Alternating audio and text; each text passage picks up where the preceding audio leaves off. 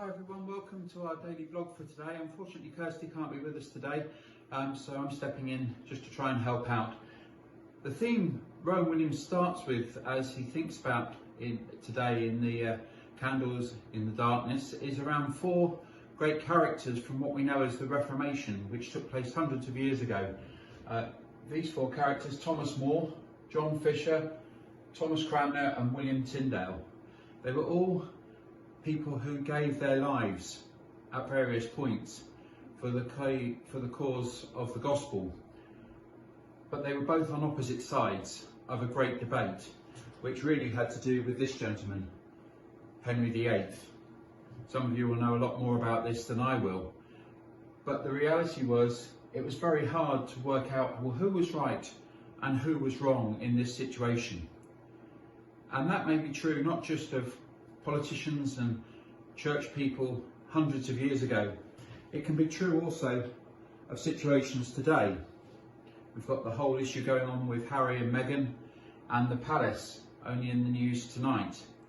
We've also got the situation between Nicola Sturgeon and Alex Salmond, and also other forces at work within the political situation in Scotland. How do we choose who's right and who's not right? That can seem like a world away, perhaps, something we see on the television.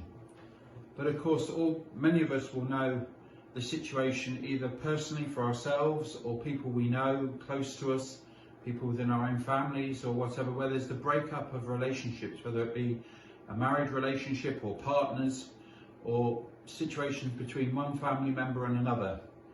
And especially if we're the third party, sometimes we get caught up with the idea that we sort of got to side with one side or the other. And again, how do we decide who was right and who was wrong in this situation? And even if it seems that on the surface to be so clear.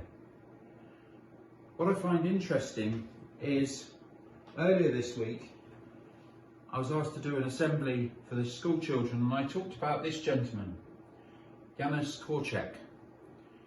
He was a doctor, he was a teacher, and at the height of Hitler's rise in Nazi Germany, he chose to give his life in looking after children who were in the Jewish ghettos, often put into orphanages, and he ran an orphanage which was eventually taken into being inside a ghetto in 1940, and then in 1942, as the children were taken to the gas chambers and to the concentration camps, he went with them along with many of his staff, and they sadly all perished, including 200 of the children. But it's clear to see what was the right thing, and indeed to admire somebody like Janusz Korczak to have the courage to do that. In fact, in the Holocaust Museum in Jerusalem, in Yad Vashem, there's the most powerful sculpture. There's so much to take in there that you sort of almost miss this as you walk out. But there's the most powerful sculpture of Janusz Korczak looking after the children.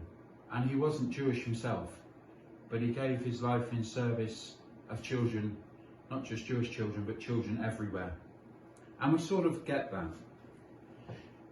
And I suppose it reminds me so much of the story of the lost sheep, a shepherd willing to risk everything to go to look for the lost sheep. And of course, Jesus at the cross saying, "Father, forgive them, for they do not know what they're doing." There's something about forgiveness, about putting someone else first, that even in our darkest and most difficult situations, even if that person hasn't necessarily done the right thing or been the right person, actually we can admire their behaviour. And of course that calls us to do likewise. And maybe as we reflect on all these people of the past who paid for their faith with their lives, maybe we need to think about our own situations and who we can forgive today.